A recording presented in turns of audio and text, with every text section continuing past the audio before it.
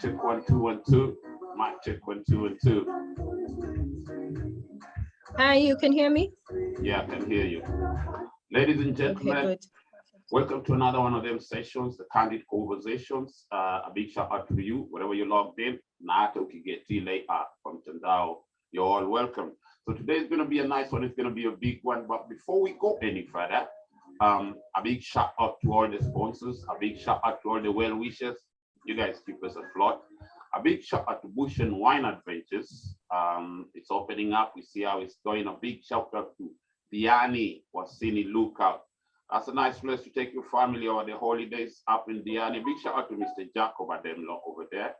A big shout out to Anne Wafula Foundations for all the good work you're doing. And a massive, massive, massive big shout out to Trigger Accountants. Those are the people who get them lights on. You see what I'm saying? Yeah. We're in here again. We're doing what we do. You know how it goes. And today I'm very lucky to get to bump into them. Listen, guys, the first chairperson of a football club that took the football club from the grassroots and got it promoted. Well, back there, I kind of worked with them with something to do with mental health. That's how hard she was working for the boys. And without further ado, ladies and gentlemen, let's welcome Miss Mahihu Wanjiru. How are you doing, my sister? You all right? Thank you so much for having me. Welcome. I am very grateful to be on your platform. A big shout out to also your sponsors and all your listeners. Thank you. We are doing well. It's a happy Sunday. And yeah, we're still plugged in there and fighting and going strong. Yeah, listen, I gotta get this off the table. You are like the first chairperson of a football team that's been with the football team for a while and got it promoted, right? I'm sure there's absolutely. I'm sure there's a lot of stories you're gonna tell us, right? But listen, at this particular time, what are you listening to? What are you listening to? Who's the artist you're listening to right now? Being a DJ, like, you know. You know, I listen to a whole myriad of music from African. I love a lot of African jazz, a lot of African music, everything from.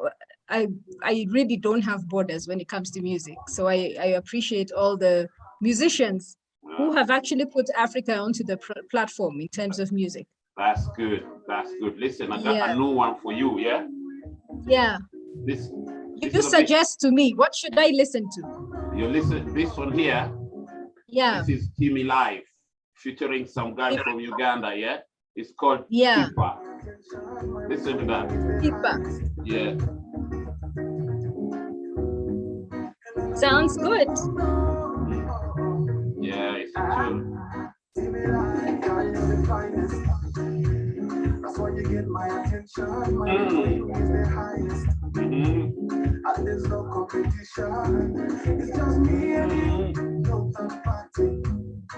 Sounds fantastic. Yeah, big shout out to Timmy Life. He's a London-based Kenyan who's doing big things in London. You're gonna hear about him more. So I'll put you fantastic. Update your Spotify list. There we go, right? Yeah. Maximum honorable respect to Timmy Life. Now, Mrs. Mahihu, can you please just I know we did something with Talanta FC over the COVID time during the thingy, and that's just a testament to how you're trying to get them involved, the players involved.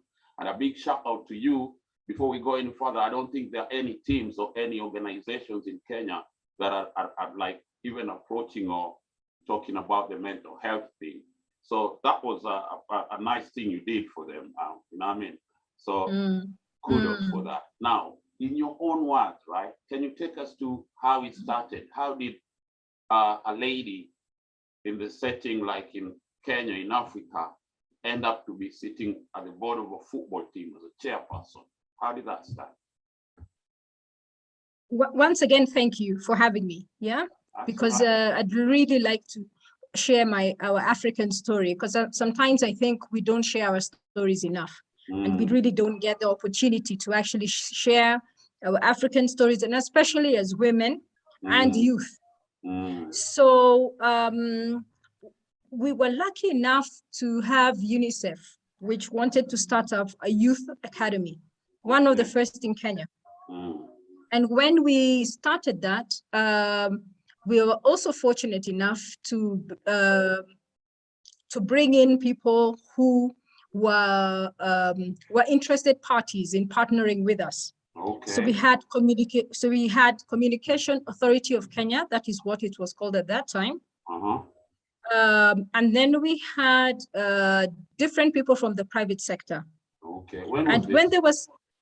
This was about 2011. All right. Okay. So it's been a while.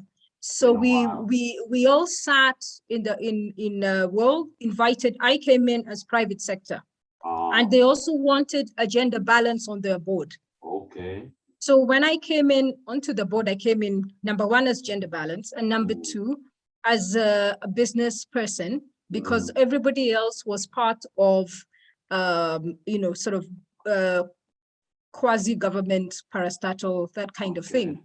Okay. So they wanted to promote youth and build up talent across Kenya. Okay. Yeah. So we, when I say across Kenya, I mean from Isibania to Lamu. All the counties. Yeah, from Western. From from county 001 to county 042. How many are they now? Yeah. Exactly. We're 47. Right. So that is what we were trying to do. And we partnered as well with the Kenya Secondary School Heads Association, where we would partner with the headmasters and with the headmistresses across the country, and we'd get them to showcase their talent. And of course, the Kenya Academy of Sports, which is a big scouting academy. We actually have an academy which is called, we abbreviated, we call it KESHA, but it's called the Kenya Academy of Sports, and it provides sports talent. All right. So we worked together with all those associations, including, as I said, UNICEF, Kenya Academy of Sports, Kenya Secondary Schools Heads Association, amongst others, and Communication Authority of Kenya, who have continued to be our anchor sponsor. And so we got all these talents, and we started different kinds of academies. Oh, this was in 2011, 10 years ago. This is 10 years ago. Wow. Yeah? All right. Okay. And it something that would interest you is one of our most successful one, which is off the league, is we also did film. And we did music. Okay, so it was talent across the board for the youth. Talent across the board for the youth. All right, that was a good idea. So they are now often fledged, and they run their own. They have their own bands. Others are in different genres of music. All right. And so it's really been very exciting. And of course, when we have events, we always try to promote our own. Yeah, definitely. That's a way forward. Listen, so what happened Yes. that now Talanta FC Talanta came out as the flag bearer of this project? Why didn't maybe the music or the film side or the other theater side? Why did it end up to be FC Talanta as the flag bearer of this? I would say when I joined FC Talanta, I joined as a board member.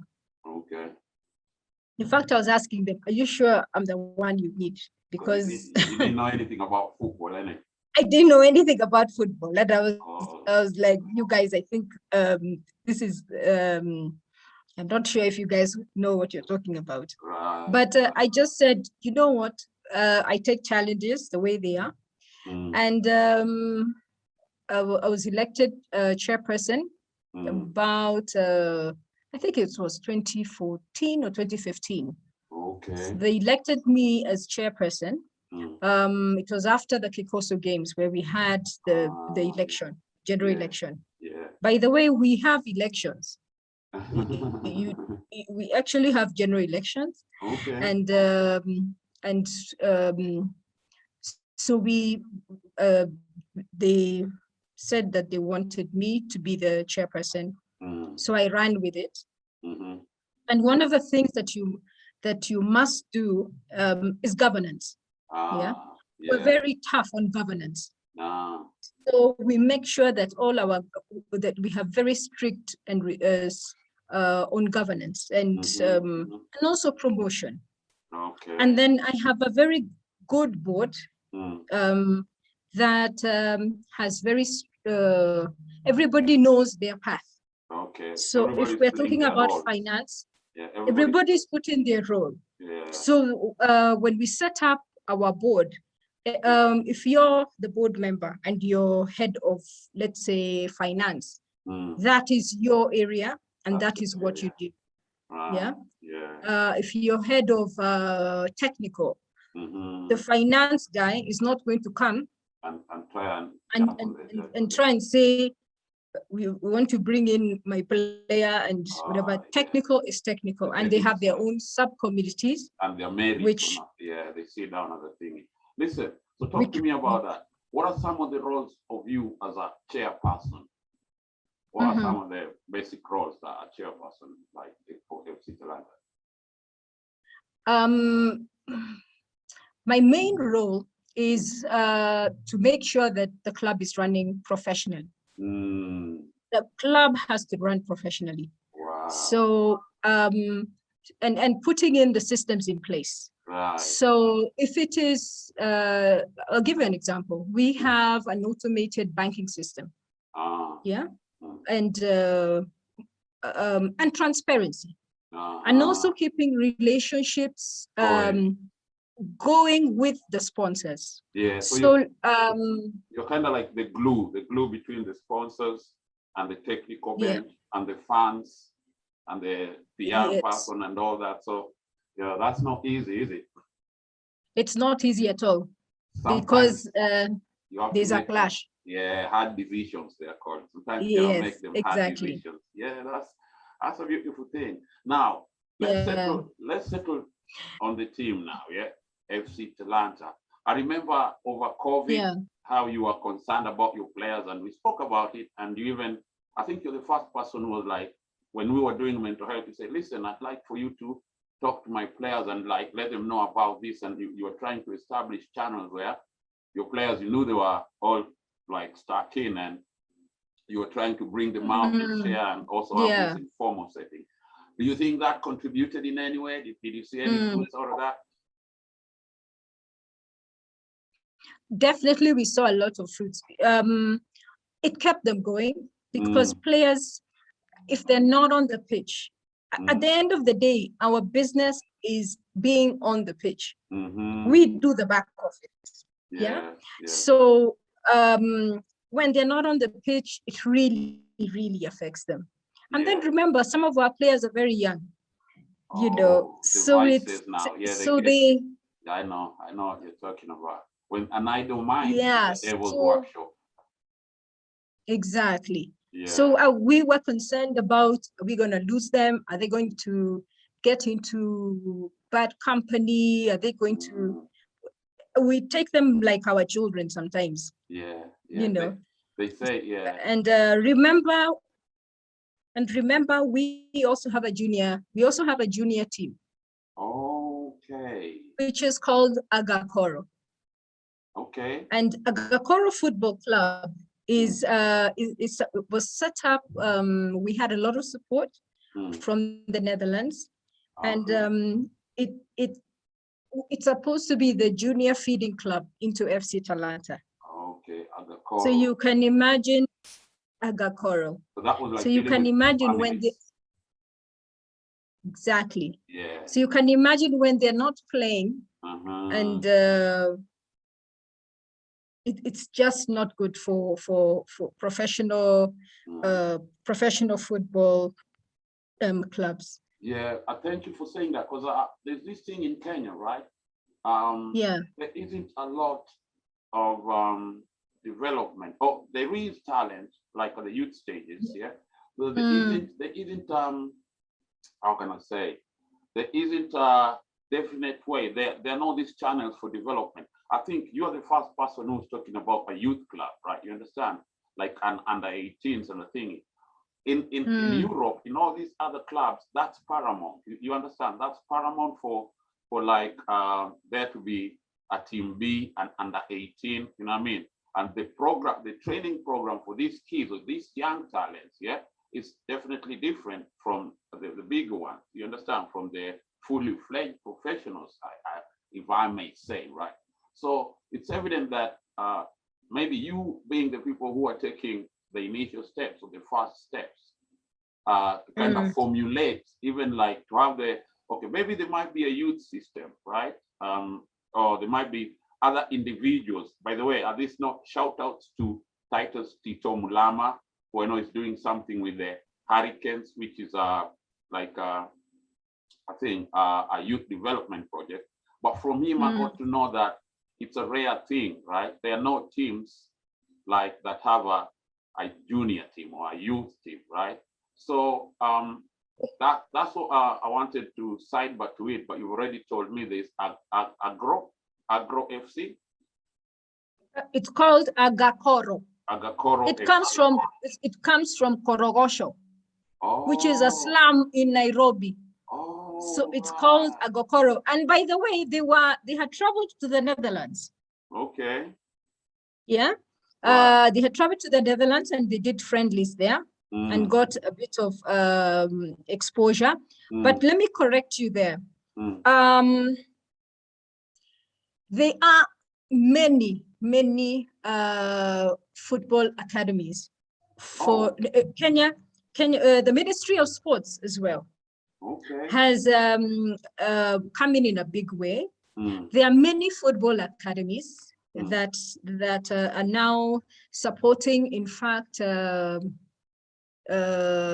what would I call them? Like community football academies. So in every village, there's a football academy.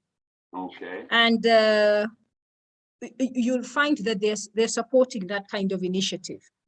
So community football has become a big thing. Right. There are people who have gone through the academies and who are now on the top. Like I'll say somebody like Michael Olunga. Right. Yeah, I know Olunga came through, what's his name? Mulay's Academy, right? Yes, came through Liberty. Liberty is another very big one. Oh, Liberty. So there are many small academies, but you see, what we would say is that what they lack is that the financial muscle to move from division. Okay. We were lucky that we were able to move from division level and we were able to move up. So that we were lucky that way because we had the muscle behind us. We had UNICEF, we had Kenya Academy of Sports, we had Kenya Secondary School Heads Association, we had Ministry of Sports. So, and football in Kenya is not an easy thing. I can imagine. It is not it's not easy. Like, I'll give you an example. When we were in the NSL, we had to play so many matches. And sometimes you're being told to play from Lamu to Mombasa, you then go wherever, and it's not always that comfortable. Okay. And you can imagine moving about 40 people. First of all, you need a bus. The logistics involved. The logistics are unbelievable. And then remember, these are young players and they need to stay in a safe and in a comfortable environment. Exactly. So you have to put them up in a place that is comfortable. So after that, you take care of their whole logistics, the food, accommodation, whatever. So you'll find that on average, a match can cost you anything from, let's say, 300,000. And if you're lucky if it's a home match, because that one is just means it's just people coming into the stadium, and you pay, and the financial muscle that's involved in football in Kenya is actually quite high. Yeah.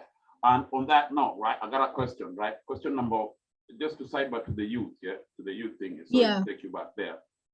I also got to know, like, there is maybe even if the youth are there, they're willing to engage and work with, right? I've been following a couple of people from Kenya. They're saying there is not enough training for the coaches who are dealing with the youth, because the youth need to be trained different, you understand, more than the other way. So there's no, most of the coaches, you know, they have their badges, but they're just trained to deal with fully fledged professionals. So it gets to a point where there's been cases of the youth who are being handled. They're talented, but they're being handled by untrained coaches. So it's kind of like it demoralizes them, kind of, because, you know, kids and whatever, you gotta balance the wisdom with the, you know what I mean, with the chance to grow, right? So what is being done, maybe this is beyond your knowledge, but do you know about anything that's being done to improve, like, the coaching and the management of the youth in football or something? This is not beyond my knowledge.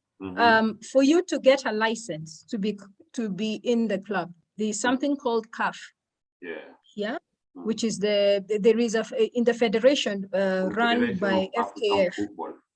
Yes, they actually do very good training for coaches. And for you, for example, you won't get a license if you don't have a CAF license. I'll make it very simple. When you have, like, let's say you're going to renew your club registration, you need to show that your coach has a CAF a license from the federation, which is then registered with the registrar of sports. So in terms of training, we actually are very well trained. We are very good coaches. The issue actually is not the training. The issue is, number one, exposure. Exposure is the main thing. You see, if we had enough money, then I can say, I'm taking my coaches, we are going to, and my team, and I'm going to play a friendly in Uganda. You see, that also exposes me. So that if Harambee Stars comes and takes one of my players into Harambee Stars, he's already gotten that exposure. So we are limited in terms of resources. If Ministry of Sports could be given enough resource, we would be very able to really reach, you know, higher and higher. But in terms of training, I believe Kenyan coaches are very well trained. There is. I agree with you in the fact, like, there's talent and then there's coaches, and there's that the connecting missing jigsaw is finance, or like corporate finance, because for instance, like you're saying, like an away match will cost a team close to 300 grand, right? But then you find like there are no people who are paying and there are no people on the stands. You understand? There are no people who are coming to watch the football match. There's very little revenue from, if you may say so. So what do you think can be done? Because everybody in Kenya loves football, right? Like, regardless, people love football. But there's this thing that I say, like, they're up more about Premier League footballers than they're about their local footballers. So what do you think can be done to bring the community back to supporting, like, say, what is FCTALANTA doing to gain more supporters? We have a program in place. We have a program in place so that we can be able to generate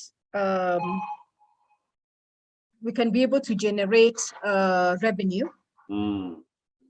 from whether it's merchandise, and then remember a lot of brands, we need to do a lot of more work. Maybe I can call it more PR work. Because our, I'll take you back a little bit. People were not, brands were not too happy with hooliganism. Yeah, definitely. So there needs to be a lot of discipline in terms of the fans, and for the fans to know that if you do that, if you, let's say, get into a stadium and pluck out the chairs after because you've been defeated, it's not going to work. No one will want to support your brand. No one will want their brand associated with that. So you've actually hurt the players. You know, you've actually hurt the club. So that to me needs to be checked. And that has been, you know, addressed in different ways. And and just having friendlies with your fans, you know, trying to associate yourself with all these different kind of communities, and going into the